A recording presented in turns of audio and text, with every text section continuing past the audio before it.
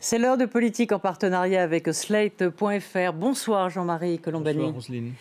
Il est philosophe, écrivain, cinéaste, se vit comme un aventurier intellectuel sur le modèle d'André Malraux et se voit comme un lanceur d'alerte. Il a inspiré des présidents sur la politique étrangère, en Libye notamment, même si celle-ci est aujourd'hui contestée. Bonsoir Bernard-Henri Lévy. Bonsoir. Merci d'être là. Vous publiez L'Empire et les Cinq Rois chez Grasset. Ce titre vous est inspiré en référence à l'histoire biblique. Un empire qui a trahi sa mission, l'empire du rien, écrivez-vous, et cinq rois pathétiques et redoutables. Alors, qui est l'empire? Je vais vous laisser le dire. Et qui sont les cinq rois? L'empire, c'est l'Occident, ce qu'on a longtemps appelé l'empire d'Occident et qui est aujourd'hui essentiellement l'Amérique, enfin l'Amérique et l'Europe. Et les cinq rois, ce sont les cinq puissances autoritaires, dictatoriales, qui profitent de l'effacement de l'Occident pour s'affirmer avec force sur la scène mondiale. Donc ça veut dire la Turquie, ça veut dire l'Iran, ça veut dire la Russie de Poutine, ça veut dire les pays animés par le sunnisme radical, et ça veut dire la Chine impérialiste. Alors, on va détailler bien sûr tous ces pays-là. Juste sur les États-Unis, vous dites il leur manquera toujours quelque chose à l'Amérique. Donc, l'éclat qu'a eu la France au XVIIe siècle ou celui de la Renaissance italienne. Mais ce qui vous inquiète par-dessus tout, c'est le repli d'une Amérique qui est totalement tournée vers elle-même. C'est en cela que vous dites que c'est décliniste, que c'est une Amérique qui décline? Il y a ce que j'aime dans l'Amérique et il y a ce que je regrette aujourd'hui. Ce que j'aime, c'est que l'Amérique, au fond, contrairement à ce que serinent les esprits courts depuis tant de décennies, n'a jamais été une puissance impériale pleinement au sens classique. Ça a toujours été un impérialisme empêché, un impérialisme récalcitrant. Comme disait un grand écrivain français, les Américains ont toujours été des Romains involontaires. Et il y a un très beau texte d'André Malraux que vous citiez tout à l'heure, au moment de la guerre du Bangladesh, où il s'adresse aux Américains, au président de l'époque, Richard Nixon, et il lui dit le drame de l'Amérique, c'est que César voulait être César, Alexandre voulait être Alexandre, l'Amérique ne peut pas être l'Amérique. Donc il y a toujours eu, et ça je trouve ça beau, et je trouve ça noble, dans l'Amérique, une espèce d'hésitation, de récalcitrance à être une grande puissance. Et ça, c'est bien, c'est une grande puissance retenue. Ce que je regrette, c'est que cette rétention de la puissance atteint aujourd'hui des proportions dramatiques. C'est-à-dire qu'il y a une espèce de démission de l'Amérique sur les grandes scènes où sa voix serait attendue et même indispensable, qui laisse la place aux nouveaux barbares. Jean-Marie. Oui, parce qu'en fait, vous faites le procès du principal slogan de Donald Trump. C'est de lui essentiellement qu'il s'agit, même si on peut faire remonter la stratégie du repli à Obama. Trump, c'est America First. Et cette America First, vous constatez ou vous observez qu'elle laisse le champ libre à beaucoup d'autres choses, très exactement aux cinq rois. Mais sur le America First, c'est en même temps une constante dans la politique américaine. Il y a toujours eu ces courants-là. Et ce que vous expliquez aujourd'hui, c'est que ça vient au plus mauvais moment. Voilà. Il y a toujours eu America First, mais America First n'a pas empêché l'Amérique de Roosevelt de venir guerroyer et défaire et abattre Hitler. Mais il lui a fallu ruser. Bien sûr, oui, bien sûr. Il a fallu aller contre un mouvement très puissant d'America First. America First, avant la lettre, n'a pas empêché l'Amérique de venir au secours de l'Europe en 1917. America First, aujourd'hui, n'a pas empêché l'Amérique de venir au secours des Balkans, de la Bosnie. Donc il y a toujours eu les deux. Il y a toujours eu, en effet, dans l'ADN de l'Amérique, cette incapacité à être vraiment un empire, cette façon... qui est bien expliqué chez Hegel ou chez Melville dans Moby Dick, cette façon qu'ont les Américains d'être des paysans qui vivent comme s'ils étaient des marins, d'être sur un sol tellement instable qu'ils ont beaucoup de difficultés à s'en servir comme d'une base arrière ou comme d'un socle pour aller à la conquête du monde. Donc ça, c'est pas l'Amérique, contrairement à ce que pense l'anti-américanisme primaire. Aujourd'hui, ce qui m'inquiète, c'est que pour la première fois, je ne vois pas la force adverse, c'est-à-dire celle qui amènerait l'Amérique en Syrie, au Kurdistan ou ailleurs, a assumé ce que je crois être sa grande vocation de son propre aveu, sa vocation virgilienne, comme je le dis aussi dans le livre, qui consisterait à aller au-devant des peuples souffrants, affligés ou en détresse. En fait, ça restera peut-être un souvenir, cette Amérique-là, parce que, et à l'inverse de ce que vous observez, ou pour nous amener plus directement à l'actualité, les gesticulations, entre guillemets, de Benjamin Netanyahou pour montrer que l'Iran trompe tout le monde, ça va servir de justification à une décision probablement déjà prise de Donald Trump de récuser l'accord nucléaire. Donc, récusant l'accord nucléaire, ça va conduire quand même à une nouvelle implication des États-Unis sur ce terrain-là. Et ça va peut-être même ressembler à un avant-guerre. Je ne sais pas. Honnêtement, j'ai été comme vous, assez stupéfié par cette mise en scène de lundi dernier, ce show de Netanyahou ouvrant des rideaux, montrant des masses de documents, sans apporter aucune preuve, les quantifiant en tonnes ou en kilos. Oui. C'est la première fois que je vois des secrets nucléaires quantifiés selon leur poids. Je ne sais pas où cela va. Franchement, je ne sais pas à quoi rimer tout cela. Moi, ce que je sais sur l'Iran, c'est ce que je dis dans mon livre.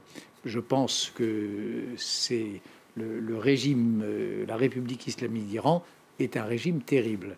Par-delà le nucléaire, qui est adossé à un impensé effroyable, qui est l'impensé du nazisme des années 30, non pensé et non travaillé, contrairement à ce qu'a fait l'Europe. Ça, je le sais, et je le démontre.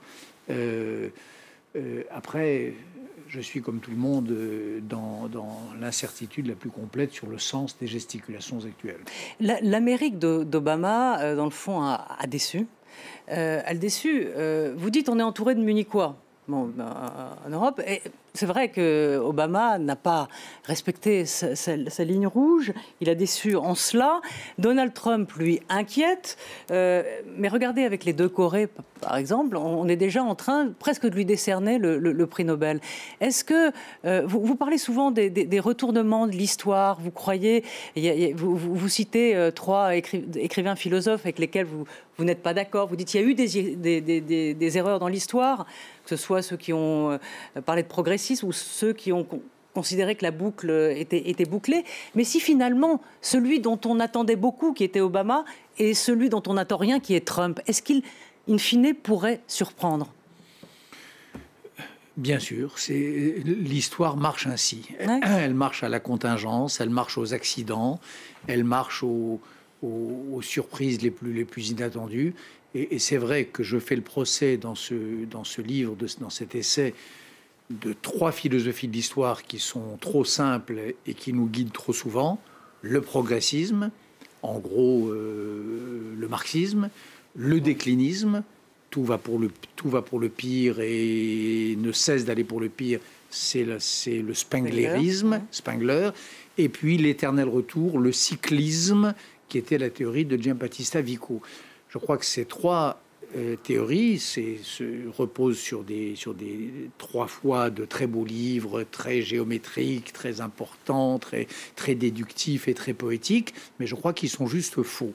Et que la vérité de l'histoire, c'est en effet, je ne sais pas, un Menahem Begin ou un Anwar el-Sadat que l'on prenait dans les deux cas pour des extrémistes de leur camp respectif, et puis qui se sont révélés être des plus grands qu'eux-mêmes. Moi, ce qui me fascine dans l'histoire, c'est ce moment où un individu, ou un peuple d'ailleurs, se révèle plus grand qu'eux-mêmes, se hisse au-dessus d'eux-mêmes. Et ça, ce sont les moments de grâce de l'histoire, ce sont les moments où l'histoire avance vraiment, où un écheveau de contradictions se dénoue, et de ce point de vue, tout est possible. Mais ce que vous démontrez d'ailleurs, c'est qu'il n'y a pas de sens de l'histoire. On a tous vécu avec dans l'idée, dans l'enseignement même, l'idée qu'il y avait un sens de l'histoire. Il n'y en a pas. Et vous croyez à l'inverse au grain de sable, au petit élément qui va faire changer le cours de l'histoire. Le petit caillou dans la chaussure, le scandale, le grain de sable, voilà, qui fait dérailler le train de l'histoire. Je crois. Alors, à propos de grains de sable, justement, il y en a eu un qui a fait défaut. C'est celui au moment, à l'été 2013, où Barack Obama renonce à intervenir en Syrie. Là, vous vous félicitez, ou vous êtes félicité à travers un certain nombre d'interviews de l'intervention récente qui a eu lieu, Amérique, France, Grande-Bretagne en Syrie après l'utilisation des armes chimiques, mais en constatant, comme tout le monde, que cette intervention-là venait trop tard, parce que précisément la précédente n'avait pas eu lieu. Mais si la précédente n'a pas eu lieu, celle de Barack Obama, c'est peut-être parce qu'il était hanté par le souvenir libyen, par ce qui est considéré aujourd'hui, peut-être à tort, comme un fiasco, c'est-à-dire l'intervention en Libye. On en parle parce que précisément vous étiez au cœur de cela, vous y avez consacré un film, au cœur de la... J'y ai consacré un livre. Ce que vous avez apporté en tout cas à Nicolas Sarkozy pour pas seulement à Nicolas Sarkozy, à David Cameron, à Hillary Clinton, que j'étais allé voir à Paris le 9 mars 2011 avec un des leaders de l'insurrection libyenne. Donc j'ai vécu tout ça de très près. Et je pense, moi, au contraire, que c'est à l'honneur des mandats d'Obama d'avoir participé à cette guerre de Libye. Et je crois que ce fut son erreur que de penser, comme il l'a dit dans cette grande interview d'Atlantique à la fin de son mandat, sa grande erreur est de penser que ça a été son erreur. Voilà. Donc vous avez raison. Il n'a pas bougé en Syrie parce qu'il se regrettait d'avoir bougé en Libye. Mais l'opinion dominante aujourd'hui, y compris à vos dépens, à vous, Bernard-Henri Lévy, c'est considérer que l'opération libyenne était inutile et qu'elle a produit davantage de chaos qu'elle n'a remis de l'ordre dans une situation qui était évidemment dominée par la figure de Kadhafi. C'est factuellement inexact. Ce qui a produit le plus de chaos dans les 10 dernières années, c'est la non-intervention en Syrie, du point de vue des faits. Si on regarde, si on fait cette comptabilité que je déteste faire, mais si on la fait une seconde, le nombre des morts, le nombre des déplacés et des réfugiés, et puis la montée du fanatisme et de l'extrémisme djihadiste, pour les trois choses, c'est la non-intervention en Syrie qui a été beaucoup plus coûteuse que l'intervention. Mais il y a eu un hub terroriste, des hubs terroristes, l'expression de Le Drian, en Libye. Non, attendez. En Libye, il y a eu en effet 3 poches terroristes à Sabrata, à Sirte et à Derna qui ont été réduites par les Libyens en 2015 et 2016. Ils les ont combattus et ils les ont réduits. Il n'y a plus de hub terroristes. Il y a quelques forces terroristes dans le désert ici ou là, mais les 3 rassemblements, les 3 concentrations de djihadistes en Libye ont été pulvérisées par les Libyens eux-mêmes. Et en revanche, Daesh est né en Syrie et en Irak, pas en Libye, et est né notamment en Syrie de cette horrible non-intervention, de ces mains laissées libres à Bachar al-Assad. Donc, à l'inverse de ce que croient les sceptiques, les chagrins, les déclinistes perpétuels d'aujourd'hui, la non-intervention est souvent la pire des solutions. Alors évidemment, pour le muniquisme, pour ceux qui disent tant que ça ne nous atteint pas ici, c'est pas grave, d'accord, on peut pas. Mais vous pensez qu'il y a encore un esprit munichois qui traverse les esprits et qui les a toujours traversés, mais plus que jamais. Et qui a provoqué la guerre d'une manière encore pire. Qui en général, sous prétexte d'éviter la guerre, une petite guerre, obtient une grande guerre. Oui. Au moment de cette micro-intervention en Syrie, il y a ce bombardement en Syrie il y a 3 semaines, pour en rester aux métaphores du grain de sable et autres, cette piqûre de moustique sur la peau de crocodile de Bachar al-Assad. Regardez cette réaction incroyable qu'il y a eu de l'extrême droite à l'extrême gauche du spectre politique français. Ces cris d'orfraie, ces cris d'effroi, d'un seul coup cette demande de preuves, le souci que l'on se faisait pour les quelques militaires de Bachar. Est-ce que c'est par esprit munichois? Est-ce que c'est pas plutôt parce qu'on considère que voilà, il y en a qui considèrent que Bachar el-Assad C'est par indifférence aux souffrances d'autrui. Voilà, c'est par indifférence aux souffrances d'autrui. C'est ça l'esprit munichois d'abord. C'est ensuite par mauvaise analyse, parce qu'il y a l'analyse aussi qui dit à force d'aller les provoquer, on va s'attirer le terrorisme ici. Voilà, c'est analyse débile. Le terrorisme mais c'est central. centrale. Attendez, le terrorisme a frappé au Kenya, il a frappé à Nairobi, au Nigeria, au Kenya, en Espagne, il a frappé partout. Le terrorisme n'a jamais ciblé en priorité les pays de la coalition antiterroriste. C'est factuellement inexact. Donc, le muniquisme, c'est une indifférence au reste du monde, un refus du souci d'autrui ou de la fraternité qui se cherche des raisons. Et il y a notamment cette raison-là, on ne va pas les provoquer, les terroristes. Sauf que les terroristes, encore une fois, quand ils vont attaquer le Nigeria ou quand ils vont faire sauter un énorme centre commercial au Kenya, ils ne vont pas cibler des pays qui font la guerre. Alors, pour terminer sur le chapitre libyen, donc vous n'avez aucun regret. Est-ce que, quand même, vous ne dites pas à un moment... Vous dites qu'il fallait intervenir, c'est ce qui s'est passé, mais en tout cas, ça n'a pas été suivi de processus politique comme il y a eu, par exemple, au Mali, après l'intervention. Est-ce que ça a manqué tout de même ? Mais ça, oui, bien sûr. Moi, j'essaie de faire de la philosophie, j'essaie d'être... Voilà, donc philosophiquement, moi, ce que je dis, c'est que les droits de l'homme est une des choses les plus belles et les plus grandes que l'Occident ait inventées. Je pense que les valeurs universelles, ça c'est ce que je dis, ce que j'explique, c'est ma démonstration, ne sont pas des valeurs occidentales, qu'elles n'appartiennent pas à l'Occident, contrairement à ce que pensent les anti-droits de l'hommistes racistes. Ça appartient au monde entier, et ce que je crois, c'est qu'il y a parfois des guerres justes. Voilà ce que je crois. Oui, mais vous dites que les Lumières, c'est quand même l'Occident. Non, les Lumières, c'est en Occident qu'elles sont probablement le mieux défendues, mais ce n'est pas des valeurs occidentales, c'est des valeurs qui sont nées entre Troie et Jérusalem, à tout prendre. C'est des valeurs, vous savez, Edmund Husserl, en 1938, disait que l'Europe va bien au-delà des frontières de ce qu'on appelle le continent européen. L'Europe peut se trouver en Extrême-Orient, l'Europe peut se trouver en Amérique du Sud, pour peu qu'on défende des valeurs qui sont les valeurs des Lumières. Donc moi, je crois aux universaux. Je crois que ces Lumières, bien sûr que c'est en Europe qu'on les révère encore, et pas toujours, et pas à l'époque du nazisme, et pas à l'époque du communisme, et pas dans les rangs de M. Mélenchon ou Mme Le Pen. Mais enfin, c'est quand même l'endroit où on continue de les révérer avec le plus de scrupules. Mais c'est des valeurs qui ne sont pas par essence occidentales, c'est des valeurs qui sont par essence universelles. Et la vraie fracture, elle est là. Est-ce qu'on croit que les droits de l'homme, les Lumières, la tolérance, le respect de l'autre, que c'est des valeurs qui sont consubstantielles à cette partie du monde qui s'appelle l'Occident, ou est-ce qu'on pense qu'elles sont bonnes et qu'elles font des sociétés plus respirables partout dans le monde? Moi, je suis partisan de cette seconde proposition. Vous êtes de plus en plus minoritaire, j'allais dire, sur ce terrain, et vous prêchez de plus en plus dans le désert, parce que l'air du temps, y compris en France, c'est de considérer non plus les droits de l'homme, mais de dénoncer ce qui est devenu l'antienne d'un certain nombre d'intellectuels et autres, le droit de l'hommisme.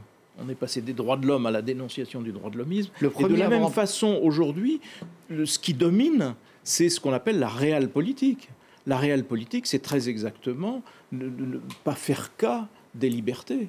Donc, pactiser avec l'un, pactiser avec l'autre, peu importe, pourvu que le business avance. C'est sous cet empire-là que nous vivons aujourd'hui, y compris en France. Le droit de l'homme, vous savez, il ne faut jamais oublier que le premier à avoir inventé l'expression, ça je le rappelle aussi, c'est Jean-Marie Le Pen. Dans la modernité, là, c'est le premier à avoir transformé le beau combat pour les droits de l'homme en une espèce de ridicule et d'infect droit de l'hommisme, c'est Jean-Marie Le Pen. Bon, très bien, que chacun prenne ses responsabilités sémantiques. Ça, c'est la première chose. Après, la réelle politique.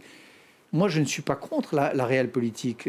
Bien sûr qu'un grand État doit indexer sa politique sur le réel.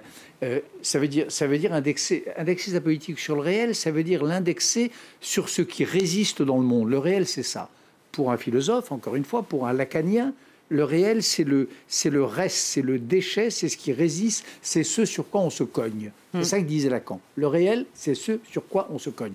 Bien sûr que la politique, elle est réelle. Elle est réaliste. Elle a affaire avec le tuquet, avec ce sur quoi on se heurte, évidemment. Mais ça n'empêche pas que celui qui se heurte à cette tuquet, à cette résistance, il peut être animé par des principes, par un idéal, par une morale et par l'idée, par exemple, que l'égalité entre les hommes et les femmes est une valeur qui n'est pas l'apanage de la bonne société parisienne, que ça peut marcher aussi et que ça peut faire une vie plus douce en Chine, en Turquie, en Iran, en Arabie Saoudite ou en Russie. Voilà. Moi, c'est ce que je crois. Et c'est pour ça que je reste fidèle au combat qui a été celui de ma jeunesse et de ma vie tout entière pour les droits de l'homme et pour l'international qui sera un jour le genre humain.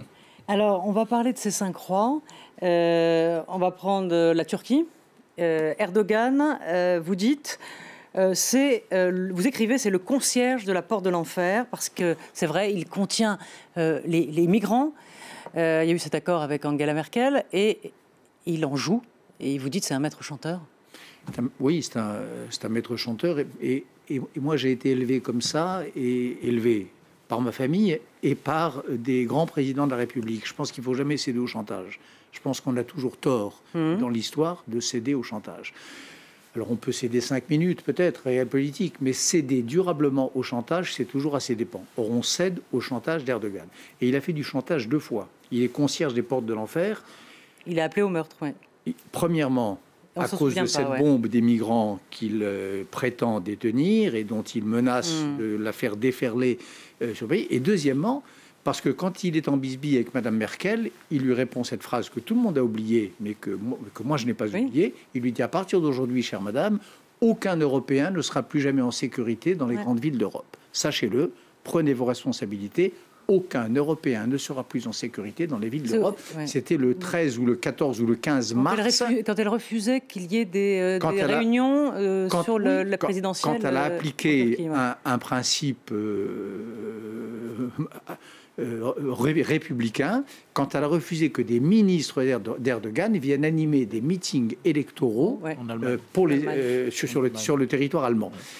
Il a donc menacé les citoyens allemands et les citoyens des autres pays d'Europe de représailles terroristes. C'est ça que ça veut dire. Plus personne ne sera en sécurité, ça veut dire je lâche mes terroristes. Donc, nous vivons avec Erdogan sous la menace d'un maître chanteur. Or, ce maître chanteur, il y a encore des discussions pour savoir s'il va rentrer en Europe ou pas. Non. Et surtout, il est un... À mon avis, ça, c'est de l'histoire ancienne. Mais, pour revenir à Erdogan... Et il est dans l'OTAN. Oui, c'est ça. C'est toute l'ambiguïté du système, d'ailleurs. C'est qu'il est dans l'OTAN et pour le moment, alors qu'il est en même temps... Il se rapproche de plus en plus de Poutine, de Vladimir Poutine et de la Russie. Ça, on y reviendra peut-être sur Poutine tout à l'heure. Mais puisqu'on est à Erdogan, il faut rappeler que peut-être au cœur de votre livre, il y a le sort fait aux Kurdes, dont vous rappelez, les Kurdes, les Kurdes d'Irak, qu'ils ont été la clé, la force militaire essentielle pour battre Daesh, pour faire reculer les terroristes, le terrorisme, etc. Et qui se sont fait massacrer dans une ville frontière, près de la frontière turque, justement, par une opération turque ce que vous regrettez là, on en revient à America First, c'est que cette action-là soit restée sans réaction, de la part notamment des États-Unis, alors même que c'est l'armée turque qui fait partie de l'OTAN qui est allée...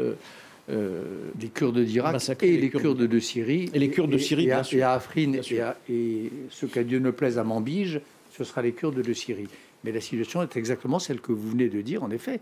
C'est-à-dire des hommes et des femmes qui ont été en première ligne de la défense des valeurs des Lumières contre Daesh.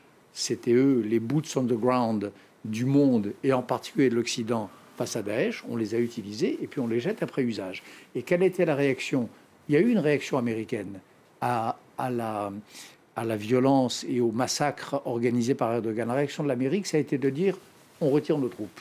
Parce que c'est quand même ça. Oui. Il y a eu le discours de Trump dans l'Ohio, quelques jours après le dénouement de la bataille d'Afrin. On va sortir de Syrie, oui. Où il a dit on sort de Syrie. Voilà. Donc là, on est au cœur même de ce moment historique qui est marqué en particulier par cette incroyable ingratitude de l'Occident vis-à-vis de ses alliés les plus naturels.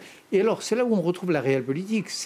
Moralement, ça s'appelle l'ingratitude. Mais en termes de réelle politique, ça s'appelle l'imbécilité. Parce que qu'est-ce qu'on fait avec les Kurdes en ce moment? Qu'est-ce que fait l'Occident, et notamment l'Amérique? On échange des alliés naturels, des alliés de cœur, des alliés qui partagent les mêmes valeurs que nous, contre des faux alliés, contre des alliés de circonstances, contre des alliés qui nous détestent et qui, au moment où nous livrions les batailles essentielles contre Daesh, je pense à la Turquie, à Erdogan, livraient des armes à Daesh et lui livraient des informations. Donc ça, renoncer à un allié naturel pour se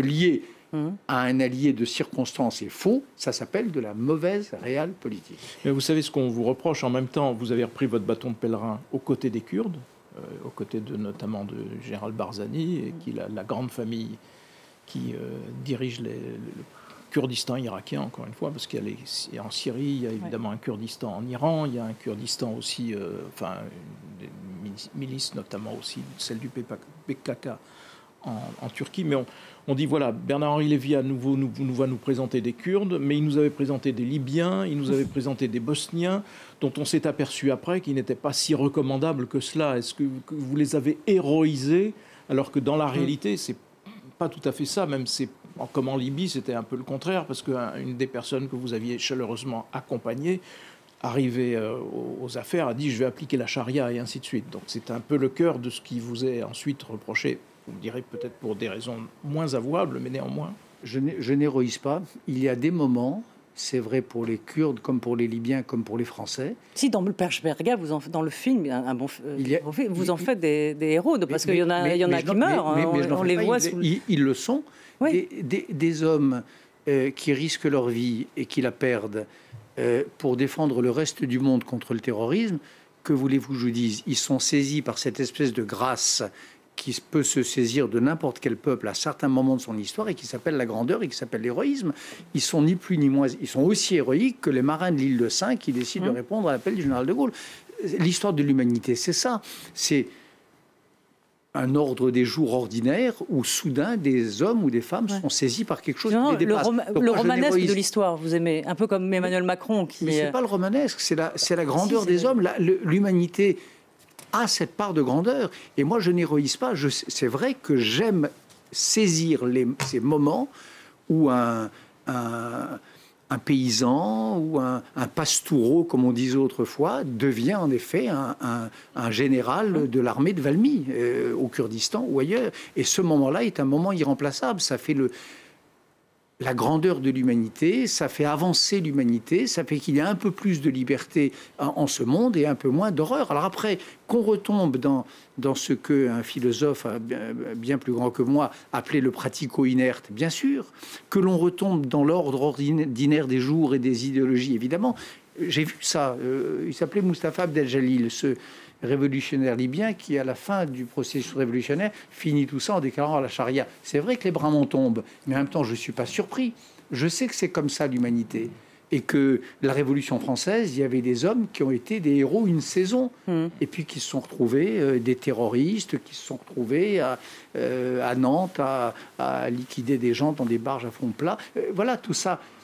Tout ça, c'est l'ordinaire de l'humanité. Mais est-ce que le cynisme et le pressentiment de l'ordre qui va se réinstaurer doit nous rendre aveugles ou indifférents à ces moments où l'humanité se dépasse? Moi, je ne crois pas. Alors justement, c'est ça. Moi, jusqu'à mon dernier souffle, je serai attentif à ça, à ces moments où les hommes sont plus grands qu'eux-mêmes. Alors, on a parlé de ces 5 croix, on a parlé de l'Iran, on a parlé de la Turquie. Qu'est-ce qu'ils ont, ces 5 croix en commun? Qu'est-ce qui peut les rassembler? Et en quoi sont-ils une menace? Quand on vous lit, on sent un petit peu poindre l'idée que tout de même, l'Occident, c'est le bien. Et que ces autres... ces 5 croix sont on a cette idée quand on me lit, peut-être, merci, mais on l'a aussi quand on voyage. C'est-à-dire quand on va parler à des intellectuels turcs, quand on va parler à des jeunes femmes iraniennes qui ne veulent pas porter le tchador et qui le retirent dans les manifestations, quand on va parler à un dissident chinois, quand on va parler aux mères des soldats morts dans les guerres de Tchétchénie chez Poutine, c'est elles qui vous disent que l'Occident, c'est pas le bien, que l'Occident c'est moins mal. C'est elles qui vous disent que la liberté d'opinion, la liberté de ne pas d'être un objecteur de conscience, la liberté de conscience, l'égalité entre les hommes et les femmes, que ça donne des sociétés moins mauvaises que la société poutinienne ou la société iranienne. C'est pas moi qui le dis. C'est à l'écoute de ces peuples, c'est à l'écoute des sujets de ces 5 rois que c'est confirmé en moi et que c'est prise la résolution pour moi d'écrire ça et d'écrire à quel point, en effet, ces valeurs que l'on appelle... Mais donc ils sont une menace pour nous. Ouais. C'est une valeur pour eux, c'est une menace pour eux, c'est une menace pour leur propre peuple, et c'est une menace pour nous, bien sûr. Je pense que Poutine... Alors, le grand truc, c'est ce qu'il faut parler avec Poutine. C'est la grande chose qu'on entend chez les Munichois français. Bien sûr qu'il faut parler avec Poutine. Mais il faut savoir aussi que Poutine est un ennemi de l'Union européenne et des valeurs qui ont présidé à sa construction et qui sont dans la tête de ceux qui veulent la continuer. Il est l'ennemi de ça. Voilà, c'est comme ça. Par ailleurs, on a toujours parlé avec Poutine, mais ça, c'est ce qui rassemble ces 5. C'est évidemment la privation de liberté. L'axe de votre combat, ça reste la défense de la liberté. Le mépris de l'humain, la privation des libertés. Mais précisément, à l'intérieur même de nos démocraties qu'on dit désenchantées depuis tant d'années d'ailleurs, qui vivent avec leur désenchantement, il y a aujourd'hui la construction, l'ébauche de ce qu'on appelle la démocratie illibérale, c'est-à-dire la démocratie limitée à l'exercice du suffrage universel et non plus au jeu des pouvoirs, contre-pouvoirs, à l'équilibre des pouvoirs, à la liberté de la presse et ainsi de suite. On est donc à la limite presque contaminé ou en voie de contamination de cette ère qui est manifestement, mondialement parlant, qui s'est retournée contre les libertés. En tout cas, c'est ce que vous... C'est là. Autrefois, on disait, je me rappelle Chris Parker dans les années 60, le fond de l'air est rouge. Après, il y a eu des périodes où on disait le fond de l'air est brun. Aujourd'hui, le fond de l'air, il est populiste. Et populiste, ça veut dire qu'il y a cette idée qui est en train de s'installer dans les esprits, et c'est contre ça que je m'insurge, que la démocratie, c'est le peuple. C'est la volonté du peuple. Voilà. Cette idée-là, que la démocratie se réduit à la volonté du peuple, à son expression et à l'obligation pour les dirigeants de suivre à la lettre cette expression, ça s'appelle le populisme. La démocratie, c'est plein d'autres choses. C'est en effet l'équilibre des pouvoirs, c'est l'obéissance à la loi naturelle, c'est des systèmes de représentation, c'est d'une complexité infinie la démocratie. Mais cette réduction de la démocratie au seul signifiant peuple et à cette idée que le peuple a toujours raison, quoi qu'il dise, quoi qu'il fasse, ça, c'est en effet la mauvaise pente sur laquelle le monde est engagé. Alors, de manière tout à fait radicale, dans un pays comme la Russie, où en effet, Poutine est réélu chaque fois, Poutine ou son Claude Medvedev, avec des scores de maréchal, mais c'est une pente sur laquelle nous sommes engagés aussi en France. Oui, en Europe aussi, j'allais vous dire, l'air est brun aussi. Oui. Donc, et le peuple n'a pas toujours raison. La démocratie, c'est pas la loi du peuple. Pardon, ça c'est ce qui rassemble Madame Le Pen et Monsieur Mélenchon. C'est l'idée d'être, c'est l'illusion, ou même peut-être... Si c'était exclusivement la loi du peuple, il n'y aurait pas de Conseil constitutionnel. Il n'y aurait pas précisément, c'est parce qu'il y a un texte qui surplombe un peu tout le reste et qu'il s'agit de faire respecter. Mais on voit bien les mécanismes aujourd'hui à l'œuvre. Mais ce que vous dites en même temps, pour revenir à la figure centrale, à la fois votre livre se termine par un plaidoyer pour l'Europe, parce que si l'Europe ne se structure pas, évidemment, il n'y a plus grand-chose à faire. Mais vous analysez aussi les États-Unis à l'aune non seulement de America First et du repli stratégique que cela signifie, mais aussi en discutant le point de la domination de ce qu'on appelle les GAFA, c'est-à-dire parce qu'il y a quand même une domination technologique Google, à travers Amazon, des géants qui font que c'est un peu paradoxal. On a peine du coup à croire à l'évaporation, puisque c'est un mot que vous employez, des États-Unis ou de l'Amérique, alors même qu'elle est, sur le plan technologique, sur le plan de ce qui nous arrive, de la révolution numérique qui est à venir d'ailleurs, elle est dominante. On est entre l'évaporation et la vaporisation. Voilà. C'est-à-dire l'évaporation, oui, vue depuis le Kurdistan, vue depuis la Syrie, vue depuis les terres de détresse de l'humanité, l'Occident et les valeurs qu'il porte se sont évaporés. Mais en même temps, si on le voit du point de vue des utilisateurs de petites machines magiques comme ça que tout le monde sur la planète a entre les mains, l'Empire s'est vaporisé, il s'est corpuscularisé. Il y a des petits bouts d'Empire qui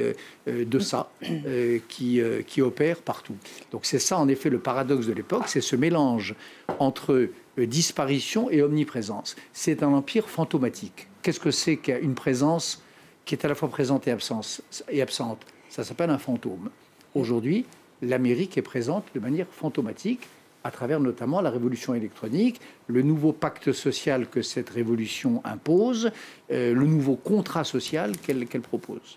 Bernard qui est un pacte pour moi terrible et mortel. Je pense que on commence à s'en apercevoir. Je pense que l'Internet, alors ça on commence à s'en apercevoir, mais j'ai écrit ce livre avant et j'y explique comment ces machines-là sont une machine c'est des bombes à neutrons, c'est des armes de destruction massive de ce qui fait lien social depuis des siècles en Occident et ailleurs. Alors, je voudrais terminer sur Emmanuel Macron. Je ne sais pas si vous l'avez lu, a donné une interview à la Nouvelle Revue Française. Il parle de son rapport à la littérature, à la philosophie. Et il a une phrase qui intrigue et j'aimerais savoir, vous, philosophe, comment vous la comprenez. À la question qui lui est posée, qu'est-ce qui vous rend optimiste et pessimiste, il répond, paradoxalement, ce qui me rend optimiste, c'est que l'histoire que nous vivons en Europe redevient tragique. Qu'est-ce que vous comprenez à ça? Puisque tout à l'heure, on parlait de l'héroïsme et de ceux qui considèrent parfois qu'ils peuvent changer le monde. Est-ce qu'il y a ça chez Emmanuel Macron? Parce que c'est ça que je comprends, moi. Tragique, il n'y aurait pas de raison d'être optimiste. Tragique, ça veut dire insoluble. Tragique, ça veut dire... C'est pour ça qu'elle est intrigante. Oui, tragique, ça veut dire une scène où s'affrontent des forces radicalement antagoniques et qui ne sont sujettes d'aucun possible dépassement. Le dépassement hegelien de la contradiction, le tragique, c'est le contraire. Quand c'est pas tragique, ça veut dire qu'il y a deux thèses qui s'affrontent, mais qu'il y a un dépassement possible dans une troisième solution, dans une synthèse ou une Aufhebung, comme on disait chez les philosophes allemands. Synthèse, horreur, malheur, dirait Emmanuel Macron. Le tragique, cela veut dire le face-à-face pérenne et fatal entre deux solutions. Par exemple, le conflit israélo-palestinien, à ce jour, jusqu'au jour. Mais pourquoi le tragique, Laurent, est optimiste? C'est ça? Je ne sais pas. C'est sur le thème un peu levez-vous, orage désiré. C'est quelqu'un qui aspire à rencontrer l'histoire qu'il n'a pas encore rencontrée. Contrairement à ce qu'il dit, il n'a pas encore rencontré l'épreuve de l'histoire, parce que la France n'en a pas à ce stade, ni l'Europe n'en a pas à ce stade subi, hormis le terrorisme. Mais le terrorisme, ses prédécesseurs... Alors, il y avait un livre d'un prédécesseur du président Macron qui s'appelait Georges Pompidou, qui s'appelait Le Nœud Gordien. Le Nœud Gordien. Alors peut-être que le président Macron a en tête le précédent pompidolien l'idée de trancher le nœud gordien. Quand une situation est tragique, quand elle paraît radicalement indémêlable, quand des forces si nouent qui semblent absolument indénouables, eh bien, en effet, peut-être l'homme d'État est-il celui qui parvient à dénouer l'indénouable. Peut-être. C'est peut-être ça qui rend le président... Chez les Grecs, le Deus ex machina. On verra à l'usage. Oui, on peut dire ça. Merci beaucoup Bernard-Henri Lévy. Donc, je rappelle le titre de votre livre, L'Empire et les Cinq Rois chez Grasset. Merci d'être venu sur France 24. Merci Jean-Marie. Merci. Et merci à Charlotte Urien-Tobacca d'avoir préparé cette émission. Merci à tous et merci à l'équipe technique pour l'avoir réalisée. À bientôt.